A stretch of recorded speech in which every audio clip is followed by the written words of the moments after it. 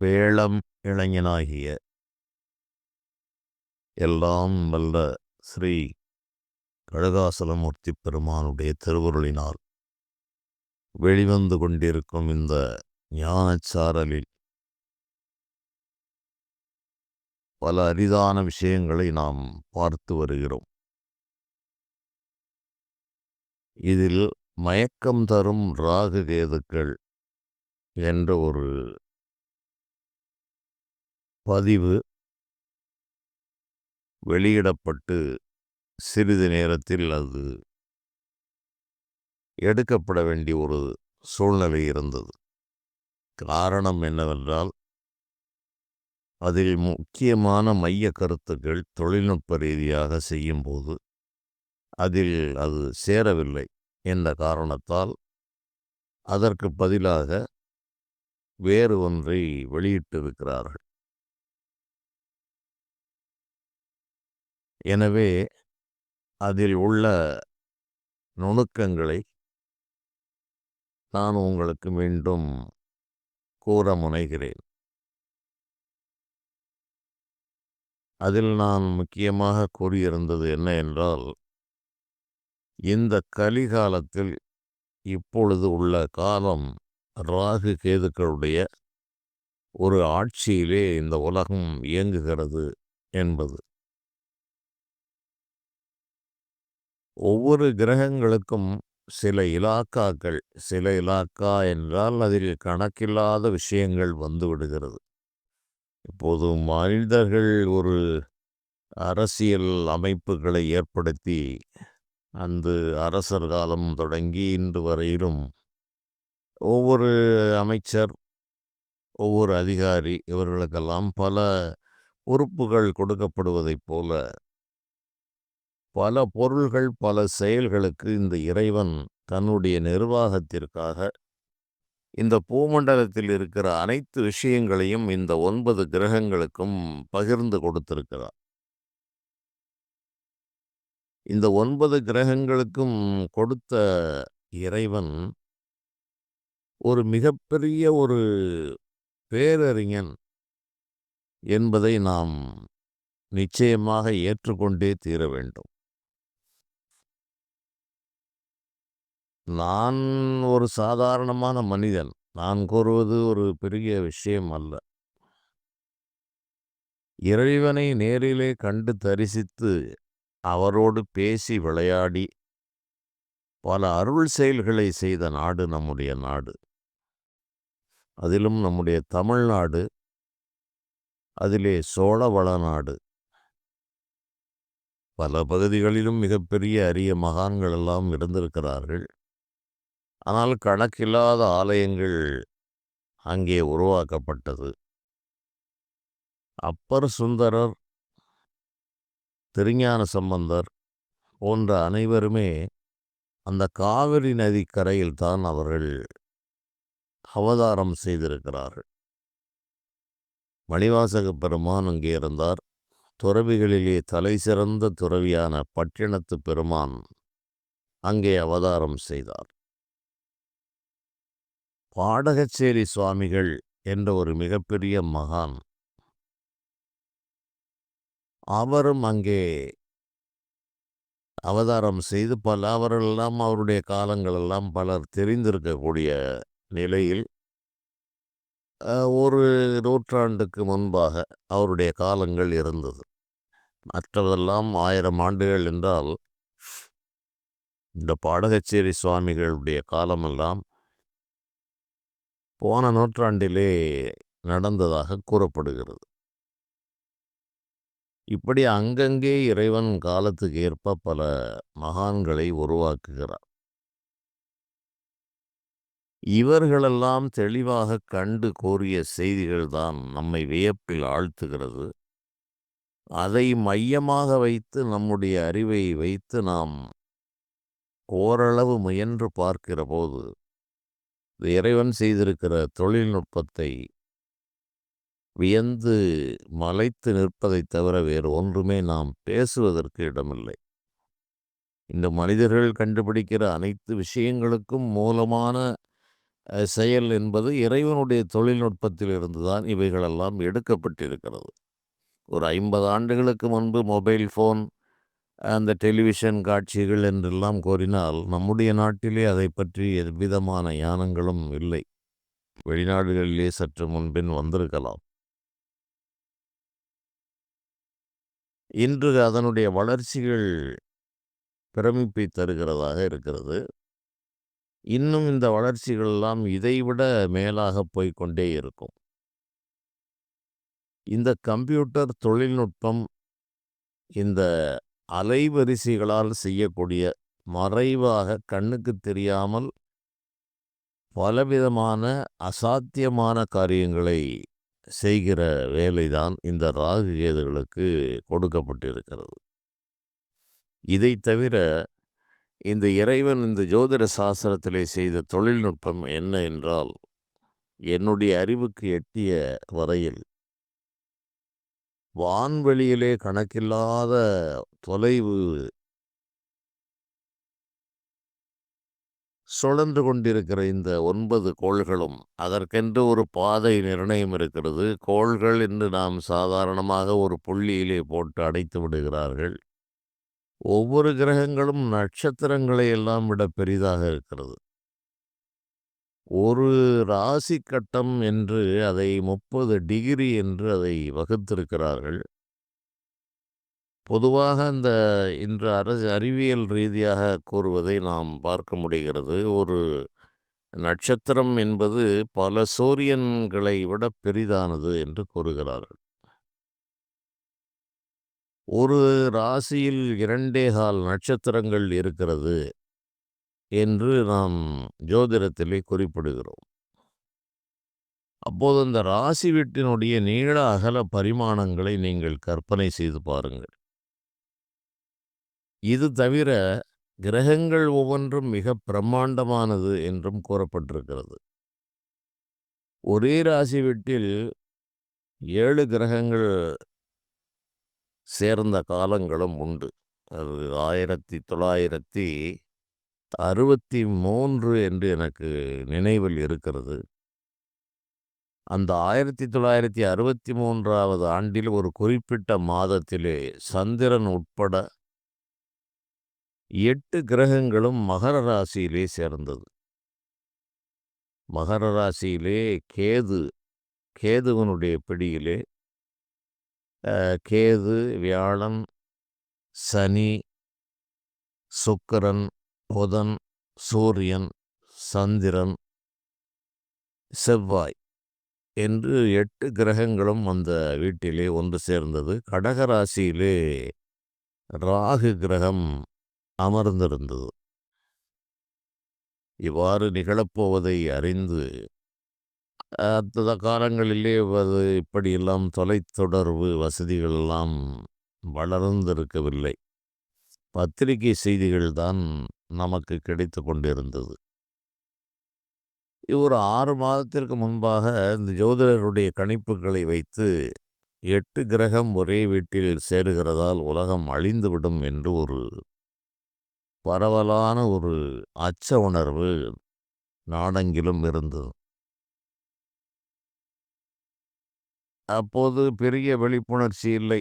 ஆகவே உலகம் 8 கிரகங்கள் ஒரு ராசி வீட்டில் சேர்ந்தால் என்ன நிலை ஆகும் என்று இவர்கள் தங்களுக்கு ஒரு கற்பனை செய்து கொண்டு பார்த்து இந்த விவாதங்கள் நடந்ததையெல்லாம் நானும் மிக நன்றாக அறிவேன்.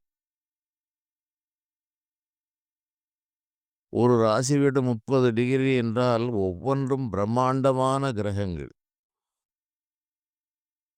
அவை அனைத்தும் ஒரு ராசியில் சேர்ந்தால் பொதுவாக அவர்களுடைய சந்தேகத்தில் தவறில்லை. அது வெடித்து சிதறிவிடும். 8 கிரகங்களும் அது நெருக்கடியாக அது கிரக யுத்தம் என்றெல்லாம் ஜோதிடத்திலே கூறுவதுண்டு. அப்பாறு இப்படி இருக்கும் பொழுது மிகப்பெரிய விபரீதமான விளைவுகளெல்லாம் ஏற்படும் என்று கணித்திருந்தார்கள். மக்களெல்லாம் இதை ஒரு பயந்த ஒரு நிலையில் இதை அணுகிக் கொண்டு உலகம் அழியப் போகிறது. அதுவரையில் இருக்கதையெல்லாம் சாப்பிடுவோம். ஏதோ இருந்து கொண்டு விதி வந்தால் போய்விடலாம் என்று ஏறக்குறைய அழிந்தே போய்விடும் என்று இவர்கள் நம்பத் தொடங்கிவிட்டார்கள். இந்த நிலையில் ஆளாளுக்கு தங்களுடைய யூகங்களையும் வெளிப்படுத்திக் கொண்டே இருந்தார்கள். அந்த சூழ்நிலையிலே காஞ்சி மகா பெரியவர் ஒரு அறிக்கை ஒன்றை வெளியிட்டார். அதிலே திருஞான சம்பந்தப் பெருமானுடைய கோளறு திருப்பதிகத்தை நீங்கள் படியுங்கள். படித்தால் இந்த கிரக பாதிப்புகளில் இருந்து விலகலாம் என்று ஒரு அறிவிப்பை ஒரு பிரபலமான ஒரு வார இதழ் வெளியிட்டது. அதை படித்த பிறகு கொளறு திருப்பதிகம் ஞானசம்பந்தப் பெருமானால் அருளப்பட்டது என்றாலும், இந்த சம்பவத்திற்கு பிறகு அதற்கு முக்கியத்துவமும் பெருமையும் கூடியது என்பதை மறுப்பதற்கில்லை. ஆகவே விவரம் தெரிந்த நபர்களெல்லாம் இதை வீட்டுக்கு வீடு இதை படிக்க ஆரம்பித்தார்கள். நாடெங்கிலும் பலர் செய்தார்கள். அந்த நாளிலும் குறிப்பிட்ட நாளும் வந்தது. ஒரு 2 1/4 நாள் சந்திரனும் சேர்ந்திருக்கும். அந்த நாளில் மிகப்பெரிய விபரீதம் ஏற்படும் என்று கருதப்பட்டது. ஆனால் எவ்விதமான துன்பங்களும் இல்லாமல் அந்த காலம் கடந்து போயிற்று.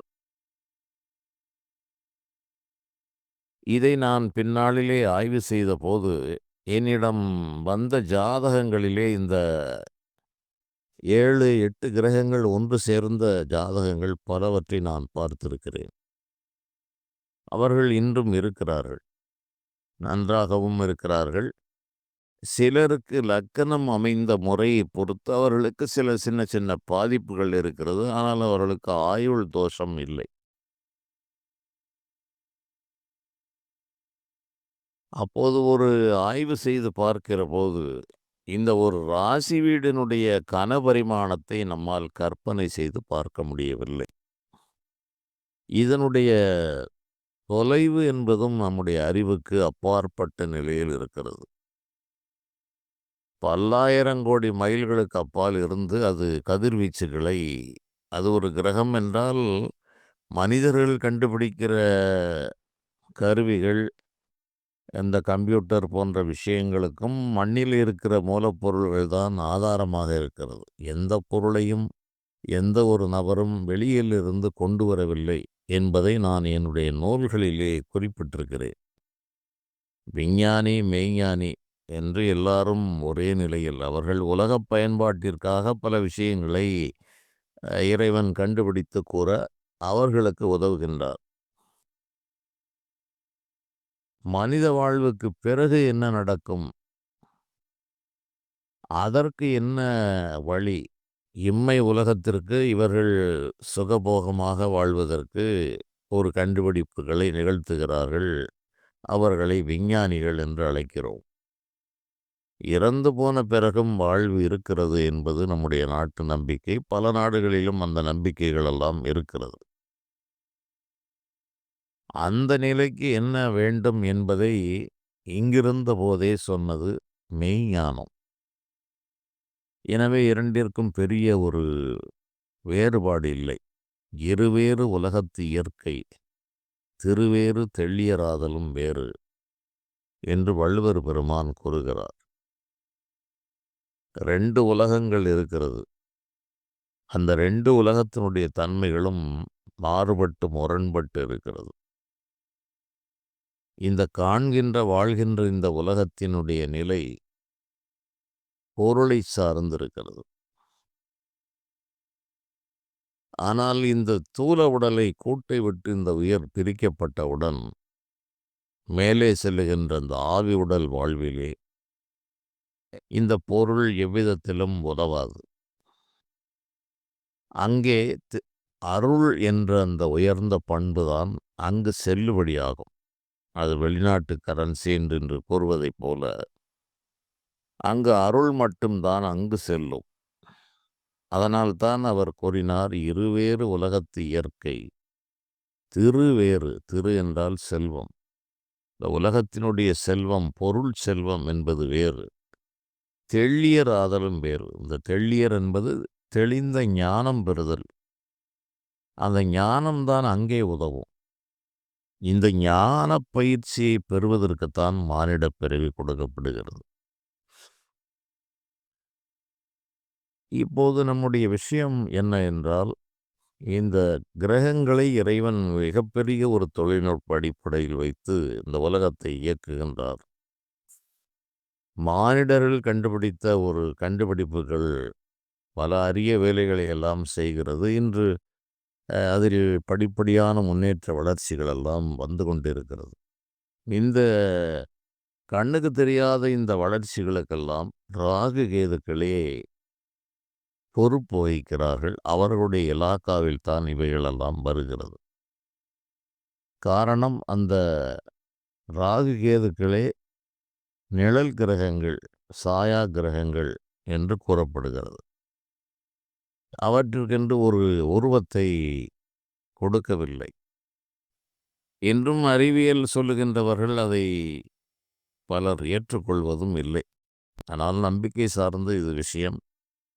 நம்பிக்கையுடையவர்கள் இதை பார்க்கிறார்கள். ஜோதிடம் அறிந்தவர்கள் இதனுடைய வலிமை என்ன என்பதை மிக துல்லியமாகவே அறிகிறார்கள்.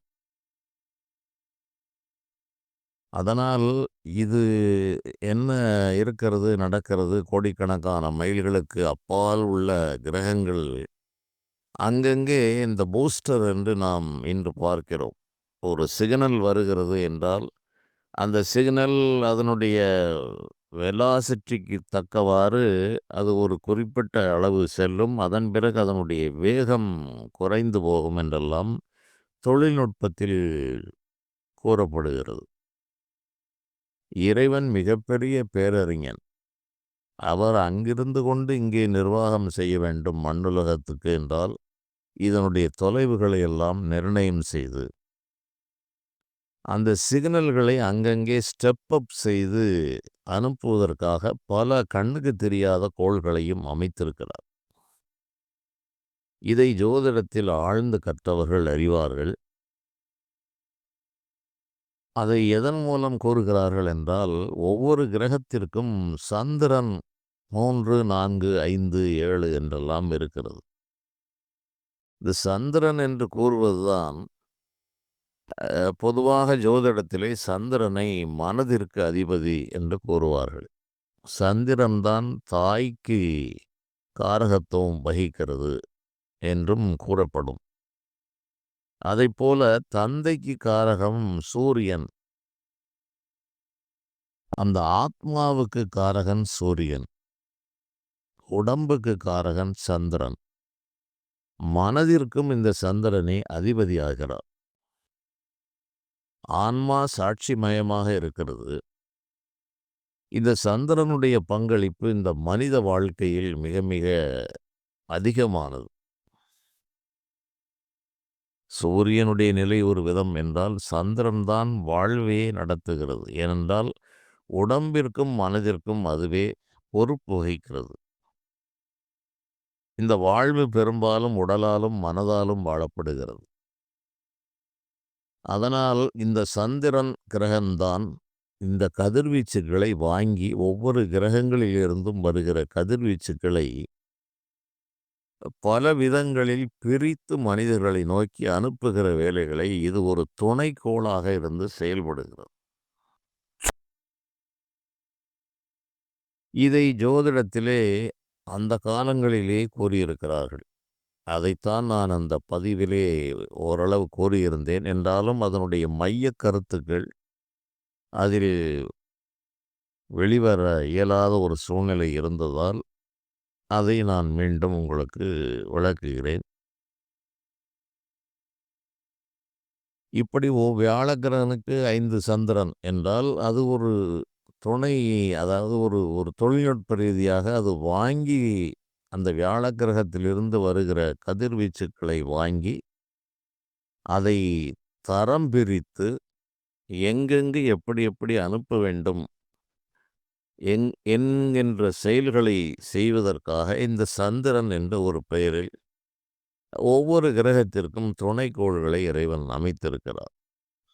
அதுபோக இந்த பம்பிங் ஸ்டேஷன் என்று நாம் இன்று தண்ணீர் இந்த சப்ளை செய்கிற வேலைகளில் பார்க்கும்போது எங்கிருந்தோ ஒரு ஆற்றிலிருந்து பல மைல் தொலைவு கடந்து வருகின்ற அந்த தண்ணீருக்கு பம்பிங் ஸ்டேஷன் என்று அங்கங்கே வைத்திருப்பார்கள். அதனுடைய வேகம் தளர்ந்து போய்விட்டால், இவர்கள் அந்த வேகத்தை அதிகப்படுத்துவதற்கு இந்த இயந்திரங்களை உபயோகிக்கிறார்கள். இவ்வாறு இந்த வேகம் குறைந்து விடாமலே பார்த்து, ஒரு குறிப்பிட்ட ஊர் வரையிலும் அது அந்த வேகத்திலே வரும். அதன் பிறகு மேல்நிலை தொட்டிக்கு ஏற்றுவதற்கு என்று ஒரு இயந்திரம் இருக்கிறது. அதன் பிறகு அதை விநியோகிப்பதற்கு எந்த சிரமமும் இல்லை. திறந்து விட்டால் உயரத்தில் இருக்கிற தண்ணீர் மண்ணை நோக்கி பாயும். அது இயற்கை விதி. அதைப்போல கண்ணுக்கு தெரியாமல் மறைவாக இறைவன் வான்வெளியிலே பலவிதமான அந்த சிக்னல்களை உயர்த்துகின்ற பூஸ்டர்கள், இன்றைய தொழில்நுட்பத்தை சொல்லித்தான் விளக்க வேண்டியிருக்கிறது. அன்று ஞானிகள் அதற்கு வேறு வேறு பெயர்களை கொடுத்தார்கள். அவற்றை இன்று புரிந்து கொள்ளக்கூடிய அளவில் உள்ள நபர்கள் குறைவு என்பதால், நானும் இன்றைய தொழில்நுட்பத்தை வைத்தே அதை நான் விளக்குகிறேன். பூஸ்டர் என்று சொல்லலாம். ஸ்டெப் அப் டிரான்ஸ்ஃபார்மர் என்றும் கூறலாம். மின்சாரத்திலே ஒரு வருகிற மின்சாரத்தை உயர்த்தி கொடுப்பது என்பது ஸ்டெப் அப் டிரான்ஸ்ஃபார்மர் என்று கூறுவார்கள். அதை குறைப்பது என்கிற செயலும் இருக்கிறது. அதை ஸ்டெப் டவுன் டிரான்ஸ்ஃபார்மர் என்றும் கூறுவார்கள். இதெல்லாம் மனிதர்கள் கண்டுபிடித்த தொழில்நுட்பம் தான் என்றாலும், இதனுடைய ஆணிவேர், இதனுடைய மூலம் இறைவனால் செய்யப்பட்டிருக்கிறது. இறைவனும் இதுபோல மனித அறிவுக்கு அப்பாற்பட்ட பல தொழில்நுட்பங்களை செய்திருக்கிறார். இதைத்தான் நான் தெய்வ நிர்வாக ரகசியங்கள் என்று ஒரு நூலிலே எழுதினேன். இறைவன் ஒரு மிகப்பெரிய துல்லிய நிர்வாகத்தை மனிதன் வெகுகாலம் கழித்து அறிந்து கொண்ட கம்ப்யூட்டர், இந்த கணினி என்பவற்றுக்கெல்லாம் மூலமாக இந்த இறைவன் 9 கோள்களை வைத்தார். இந்த 9 கோள்களும் தானே சிந்திக்கிற திறன் உடையவை என்பதுதான் இதில் சிறப்பான செய்தி. அதை சிலரால் ஏற்றுக்கொள்ள முடியாது. ஆனால் உண்மை அதுதான். அதையும் நான் நூல்களிலே விளக்கியிருக்கிறேன். மனிதனுடைய அந்த கண்டுபிடிப்பு, அதுவிலும் இன்று ஆர்ட்டிஃபிஷியல் இன்டெலிஜென்ஸ் என்றெல்லாம் கண்டுபிடிக்கிறார்கள். இன்னும் இதை காட்டிலும் உயர்ந்த தொழில்நுட்பங்கள் எல்லாம் வரும் என்றும் கூறப்படுகிறது. அதைப்போல சுயமாக சிந்தித்து தன்னுடைய பிழைகளை திருத்திக் கொள்ளவும் அந்த இறைவன் ஒரு உத்தரவை கொடுத்திருக்கிறார் என்றால், அந்த உத்தரவினை அந்த மனிதனுடைய நன்னடத்தை பொறுத்து அந்த நவக்கிரகங்கள் சற்று தளர்வு கொடுக்கிற சுதந்திரத்தையும் இறைவன் வழங்கியிருக்கிறார். இதன் காரணமாகத்தான் நவக்கிரகங்களை வழிபடுகிற ஒரு முறை வந்தது. அந்த இறையருள் பெற்ற திருஞான சம்பந்த பெருமானே கூட அந்த 9 கிரகங்களையும் அவர் சொல்லித்தான், இது இறைவனுடைய அருள் என்ற ஒன்று இருக்கிற காரணத்தால் ஆசரு நல்ல நல்ல அவை நல்ல நல்ல அடியாரவர்க்கும் மிகவே. ஆசு என்றால் குற்றம். அந்த குற்றங்களெல்லாம் நீங்கி அந்த ஞாயிறு, திங்கள், செவ்வாய், புதன், வியாழன், வெள்ளி, சனி பாம்பிரண்டும் உடனே ஆசரு நல்ல நல்ல அவை நல்ல நல்ல அடியாரவர்க்கு மிகவே என்று கூறினார். திருஞான சம்பந்த பெருமான் மதுரையிலே பாண்டிய மன்னனுடைய வெப்பு நோயை தீர்க்க வேண்டும் என்று அந்த அரசனின் மனைவியும் மிகுந்த சிவ சிந்தனையும் சிவபக்தியும் உடைய மங்கையர்க்கரசி என்ற அந்த அரசியாருடைய வேண்டுகோளுக்கு இணங்க அவர் மதுரைக்கு புறப்படுகிறார். மதுரைக்கு அப்போது சமணர்களுடைய கட்டுப்பாட்டில் இந்த வேந்தர்கள் எல்லாம் இருந்தார்கள். அது ஒரு காலம் வரலாற்றிலே அந்த குறிப்பு காணப்படுகிறது. நம் நாட்டிலே தோன்றிய மதம் பௌத்தமும் சமணமும். அவர்கள் இறைவனை ஒரு விதத்திலே அறிய முயன்று எங்களுடைய மார்க்கம்தான் சரி என்று சிலவற்றை மறுத்தார்கள். எப்போதுமே இந்த சச்சரவு அன்று தொடங்கி இன்று இருந்து கொண்டே இருக்கிறது. இறைவனுக்கு இது ஒரு விளையாட்டு. எது எப்படி வேண்டுமானாலும் இவன் சுற்றி வரட்டும். இதில் விவரம் தெரிந்தவன் நம்மை உள்ளபடி தெரிந்து கொள்ளட்டும். மற்றவனெல்லாம் சுற்றி அலையட்டும் என்றுதான் இறைவன் இப்படி பல்வேறு விஷயங்களை புகுத்தியிருக்கிறார். அவருடைய அனுமதியின்றி எதுவுமே இங்கு உருவாகாது, மறையாது. அவ்வாறு அரசர்கள் இந்த சமணர்கள், அமணர்களுடைய பிடியில் இருந்தபோது, பாண்டிய மன்னன் இந்த சமணர்களை பெரிதாக எண்ணிக்கொண்டிருக்கிறார். அவருடைய மனைவியான அந்த மங்கையர்க்கரசி, அந்த சைவ நெறியை அவர் பிரதானமாக எடுத்துக்கொண்டிருக்கிறார். ஆகவே ஞானசம்பந்த பெருமானுக்கு இந்த பாண்டியனுக்கு வெப்பு நோய் என்ற ஒன்று ஏற்பட்டது. உடம்பெல்லாம் வெப்பம் ஏற்பட்டு காந்தி அது சகிக்க ஒண்ணாத ஒரு துன்பத்தை தந்து கொண்டிருந்தது. இதை குணப்படுத்துவது யாராக இருந்தாலும் பரவாயில்லை என்று நினைக்கிற நிலையில் அறிவிப்புகள் எல்லாம் வெளியாயிற்று. அந்த நிலையில்தான் சம்பந்த பெருமானுக்கு அழைப்பு விடுக்கப்பட்டு அவர் வருகிறார். அவர் மதுரைக்கு அப்பொழுதெல்லாம் பல்லக்கு இது போன்ற நிலையில் கால்நடையாகத்தான் வர வேண்டும் என்ற நிலையில் அப்பர் பெருமான் கூறுகிறார், சம்பந்தரே, கோள்நிலைகளெல்லாம் சரியாக இல்லை. ஆகவே நீங்கள் ஓரிரு தினங்கள் இந்த கோள்கள் மாறிய பிறகு நீங்கள் பயணப்படலாம் என்று ஆலோசனை கூறியதாக அந்த செய்தி வருகிறது. அப்போதுதான் ஞானசம்பந்த பெருமான் என்ன கூறினார் என்றால், சுவாமிகளே, அப்பர் பெருமானே, கிரகங்கள் இருக்கிறது, நாம் அவசர சூழ்நிலை கருதி நம்முடைய பயணத்தை நிறுத்த முடியாது. அதனால் அந்த கிரகங்கள் எல்லாம் நம்மை பாதிக்காமல் இருக்கிறது. அது இறைவன் மதிசூடி வந்து என் உளமே புகுந்து அதனால் அதனுடைய சூட்சுமத்தை நாம் தெரிந்து கொள்ள வேண்டும். இறைவன் கங்கையை சூடி என்னுடைய உள்ளத்திலே கோயில் கொண்டிருக்கிறார். அவர் கோயில் கொண்டிருக்கிற காரணத்தால் அவருக்கு கீழே அவருடைய கட்டளையை நிறைவேற்றுகின்ற இந்த 9 கிரகங்களும் அதனுடைய குற்றங்கள் நீங்கி நல்லதாக இருக்கும் என்று ஒவ்வொரு பாடலிலும் அந்த இறைவன் என்னிடம் இருக்கிறார். அந்த இறைவன் என்னிடம் இருக்கிறார். ஆகவே அது கட்டுப்பட்டு நல்லதாக மாறும் என்று கூறித்தான் அவர் சென்றார். அவ்வாறு அந்த சந்தர்ப்பத்தில் கூறப்பட்டது இந்த கோளறு திருப்பதிகம். அவ்வாறு மதுரைக்கு வந்து முகாமிட்டிருந்தார். இவர் வந்து விட்டார் என்பதை அறிந்த அமணர்கள் இவருடைய தங்கியிருக்கிற இடத்திற்கு தீயை வைத்து விட்டார்கள். அந்த ஓலை குடிசைகளை அமைத்து தங்குகிற வழக்கம். அந்த ஓலை குடிசைக்கு இது தீ வைக்கப்பட்டது. தீ பிடித்து பரவுகின்ற போது ஞானசம்பந்த பெருமான் பார்த்தார். ஐயனே, செய்யனே திரு ஆலவாய் மேவிய ஐயனே, பொய்யராம் அமணர் கொழுவும் சுடர் பையவே சென்று பாண்டியர்க்காகவே என்று அவர் ஒரு பதிகம் பாடினார். திரு ஆலவாய் என்கின்ற அழைக்கப்படுகின்ற மதுரையில் குடியிருக்கின்ற இறைவா, இந்த பொய்யராம், அதாவது பொய் தத்துவங்களை அரைகுறையாக தெரிந்து கொண்டு இதுதான் சரி என்று வாதிடுகின்ற பொய்யராம் அமணர் கொழுவும் சுடர், இவர் இங்கு வைத்த தீ பையவே சென்று பாண்டியருக்காகவே என்று அவர் பாடினார்.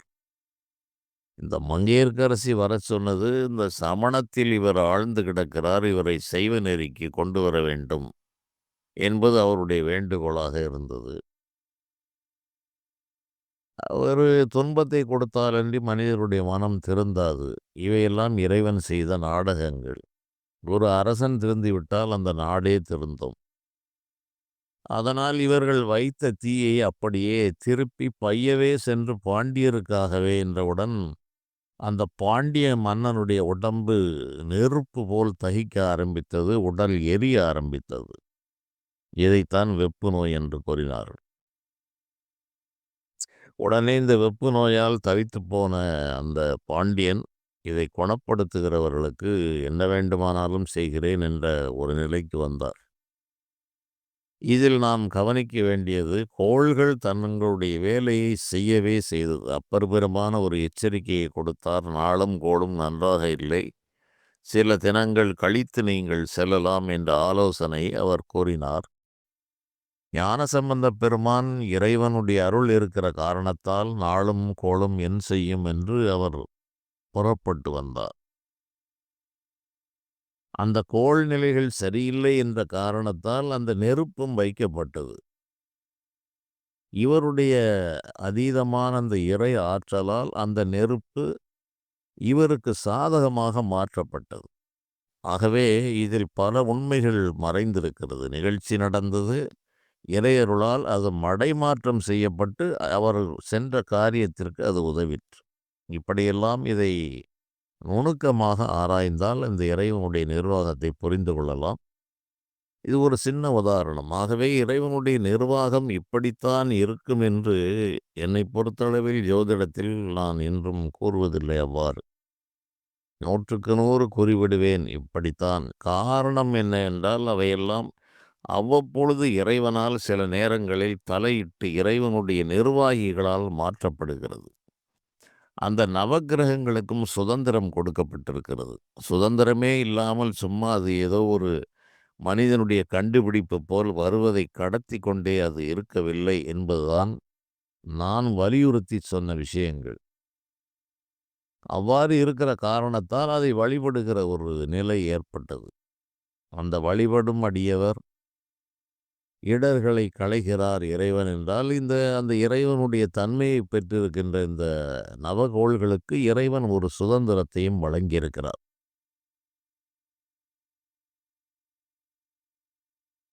இப்படி இந்த அடிப்படை விஷயங்களை கூறியே காலங்கள் போய்விடுகிறது. இது போன்ற நிலையில்தான் இதை வெளியிடுகின்றவர்களுக்கு சில சிரமங்கள் ஏற்பட்டு விடுகிறது. ஏனென்றால் நானோ என் போக்கிலே பேசியே பழகிப்போன ஒரு நபர். அவ்வாறு நான் இந்த அடிப்படை விஷயங்களை எல்லாம் கூறும்போது அவர்கள் மைய கருத்துக்களை எடுத்து மனிதர்களுக்கு விரும்புகின்ற அன்பர்களுக்கு தர வேண்டும் என்று நினைக்கிற ஒரு நிலையில் அதை அவர்கள் திருத்தம் செய்கின்ற போது மைய கருத்துக்கள் விடுபட்டு போய்விடுகிறது. இப்போது நான் என்னை மறந்து ஏதோ பேசிக்கொண்டே இருக்கிறேன். நேரத்தை பார்த்தால் 1/2 மணி நேரம் தாண்டி போய்விட்டது. நான் சொல்ல வந்த கருத்துக்கள் அனைத்தையும் சொன்னேனா? மயக்கம் தரும் ராகு கேதுக்களை பற்றி நான் கூறினேன். அதனுடைய பல செயல்பாடுகளை கூறினேன். அதனுடைய இலாக்காக்களை கூறினேன். ஆனால் இந்த சந்தர்ப்பத்தை பயன்படுத்தி பல அரிய சூட்சுமங்களையும் சேர்த்தே சொல்லுவது என்பதுதான் என்னுடைய நோக்கமாக இருக்கிறது. எத்தனை முயன்று பார்த்தாலும் வெறும் கதை வடிவாக சொல்லிவிட்டு போய்விடலாம், மனிதர்களுடைய மனதை ஈர்க்கலாம் என்ற எண்ணம் எனக்கு இறைவன் வைக்கவில்லை. காரணம் என்ன என்றால் நான் ஒரு சாதாரண மனித நிலையை கடந்து பல பிறவிகள் ஆகிவிட்டது. இந்த பிறவியிலும் நான் சாமானிய மனித நிலையை கடந்து வேறு ஒரு நிலையில் நான் சஞ்சரிக்கிறேன், வாழ்கிறேன். அதனால் என்னுடைய நிலை இறைவனால் முற்றிலும் கட்டுப்படுத்தப்பட்டிருக்கிறது என்ற காரணத்தால் என்ன பேச வேண்டும் என்கிற திட்டமெல்லாம் என்னிடம் எப்போதும் இருக்காது. எந்த தலைப்புக்குள் பேச வேண்டும், இப்படித்தான் பேச வேண்டும். இது என் மூலமாக இறைவன் முடிவு செய்கிற வேலைகள். இது என்றோ செய்த வேலைகள். அந்த வேலைகளிலே மனதிலே மறைந்து கிடக்கிற சில விஷயங்களை நான் உங்களுக்கு கூறுகிறேன். அதை நீங்கள் உங்களுடைய சிந்தனை திறனை வைத்து நீங்கள் விரிவாக்கம் செய்து மேலும் ஆராய வேண்டும் என்பதுதான் என்னுடைய விருப்பம். ஆகவே இந்த கிரகங்கள், தொலைத்தொடர்பு போன்ற விஷயங்களுக்கெல்லாம் இந்த மறைவாக இருக்கிற இந்த ராகு கேதுக்கள் காரணம் என்பது நம்முடைய எடுத்துக்கொண்ட தலைப்பு. அதிலே மயக்கத்தை தருகிறது என்றால் இந்த உலக மயக்கங்களை தருவது இந்த ராகு. இந்த ராகுவுக்கு போககாரகன் என்று ஒரு பெயர், ரத்னகாரகன் என்றும் ஒரு பெயர். இந்த உலக போகங்கள் அனைத்தையும் அனுபவிப்பதற்கு இந்த ராகு கிரகத்தினுடைய துணை மிக அவசியமாக இருக்கிறது. அதுவே எல்லை கடந்து போய்விட்டால் பலவிதமான அந்த விதி மீறல்களுக்கும் அந்த ராகு கிரகங்களே காரகத்துவம் வகிக்கிறது. மண்ணிலே இருக்கின்ற ஆவிகள், பேய்கள், பூதங்கள் என்று சொல்லக்கூடிய விஷயங்கள், மாந்திரீகம் இவையெல்லாம் இந்த ராகு கேதுக்களுடைய கட்டுப்பாட்டிலே வந்து விடுகிறது. மயக்கம் தருகின்ற பானம் என்பது அந்த காலம் தொட்டே இருக்கிறது. வள்ளுவர் காலம் தொடங்கி கள்ளுண்ணாமை என்கிறார். அகசியர் பெருமான் கள்ளப்பா கள்ளுமங்கே ஊரும்பாறு என்று இந்த கள் என்பது மயக்கம் தருகிற பானம் என்பது அதற்கெல்லாம் ஒரு தனி கதை உண்டு. அது எப்படி தோன்றியது என்றெல்லாம். அதை பின்னால் நான் கூற முயற்சிக்கிறேன். அதுபோல இந்த மயக்கம் தருகின்ற லாகிரி வஸ்துக்கள் அனைத்தும் இந்த ராகு கேதுக்குடைய இலாக்காவில் வந்து விடுகிறது. அதனால் இந்த ராகு திசை சிலருக்கு மிகப்பெரிய யோகத்தை அள்ளி பொருளையும் வழங்குகிறது. ஆனால் அவர்களுக்கு போக போக்கியங்களிலே உள்ள நாட்டத்தை அதிகப்படுத்தி அவர்களுடைய வாழ்க்கையை திசை மாற்றுவதில் இந்த ராகு மிக மிக வலிய கிரகம். மனிதர்களை நொந்து கொள்வதிலே சாதாரண கண் கொண்டு பார்க்கும்போது மனிதர்களை நோவது என்பது வழக்கமாக இருக்கும். ஞானப்பார்வை உடையவர்கள் எவரையுமே நோவதற்கு இடமே இல்லை.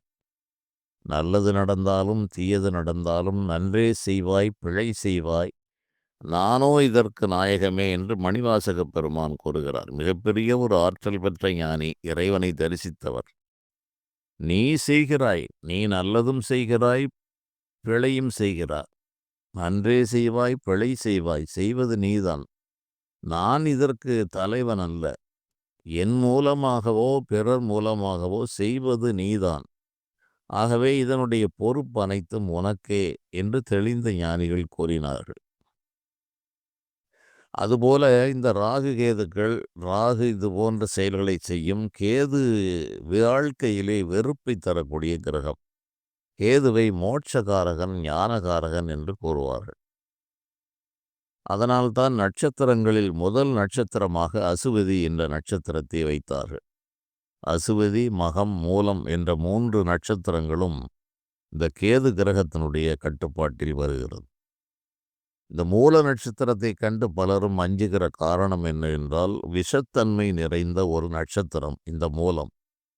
அந்த மூலத்திலே முதல் பாதம் கேட்டை முடிந்து மூலம் ஆரம்பிக்கின்ற அந்த நட்சத்திர சந்தி என்று கூறுவார்கள்.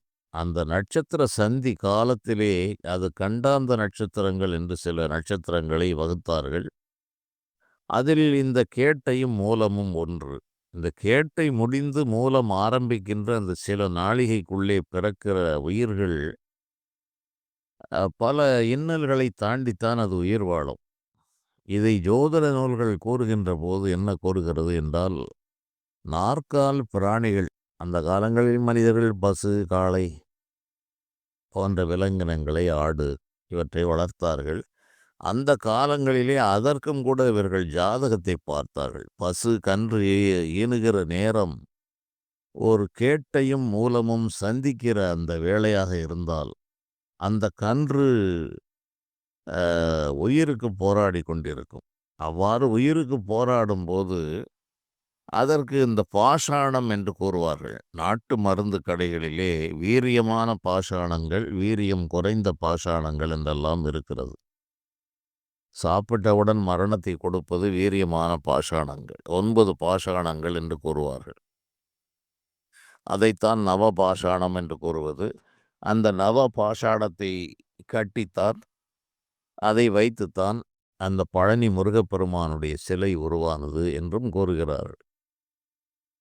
அந்த பாஷாணத்தை சிறிதளவு கொடுத்தால் இந்த மரணத்தின் விளிம்பில் இருக்கிற கன்றுக்குட்டி பிழைத்துவிடும் என்பது ஜோதிட நூல்கள் கூறுகிறது. அதிகால பாரம்பரிய நூல்களிலே இந்த குறிப்புகள் காணப்படுகிறது.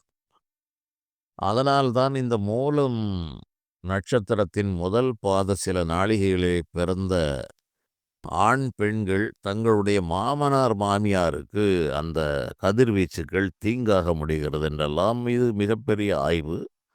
பின்னால் விளக்குகிறேன்.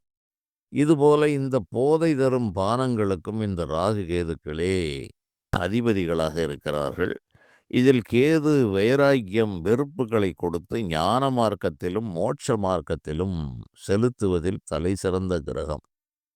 இந்த கிரகத்தினுடைய அருள் இல்லாவிட்டால் ஞான பாதை ஒரு மனிதனுக்கு திறக்காது. எவன் ஒருவன் ஞானம் பேசுகிறான், தெருவும் திண்ணையுமாக அலைகிறான், மரத்தடியிலே படுத்திருக்கிறான், எந்த விதமான இதுவும் இல்லாமல் சுத்தம் சுகாதாரத்தை பார்க்காமல் இருக்கிறான் என்று நீங்கள் பார்க்கின்ற நபர்களெல்லாம் இந்த கேது கிரகத்தினுடைய பிடியில் இருப்பார்கள். உலக போகங்களிலே மூழ்கி திளைப்பவர்கள், அங்கங்கே பெரிய விடுதிகளிலே செல்பவர்கள், உல்லாச கேளிக்கைகளில் இருப்பவர்கள், தங்களை மறந்து இந்த உலக வாழ்வே உண்மை என்று நினைத்து வாழ்கின்ற நபர்களெல்லாம் இந்த ராகு கிரகத்தினுடைய பிடியிலே இருப்பார்கள். இன்றைய உலகம் ராகு கேதுக்களுடைய பிடிக்குள் வந்து சுமார் 30 ஆண்டுகள் ஆகிவிட்டது. இன்னும் 90 ஆண்டுகள் ராகு கேதுக்களுடைய பிடியில் தான் இந்த உலகம் இருக்கும். அதனால் இந்த தொழில்நுட்பங்கள் எல்லாம் மனிதனுடைய கற்பனைக்கு அப்பாற்பட்ட நிலையில் வளர்ந்து கொண்டே செல்லும். எந்த ஒரு செயலுக்கும் சாதகம், பாதகம் என்ற 2 பக்கங்கள் இருக்கிறது. அதைப்போல அது போன்ற விஷயங்களும் நிகழ்ந்து கொண்டே இருக்கும். மேலும் பார்க்கலாம். நன்றி.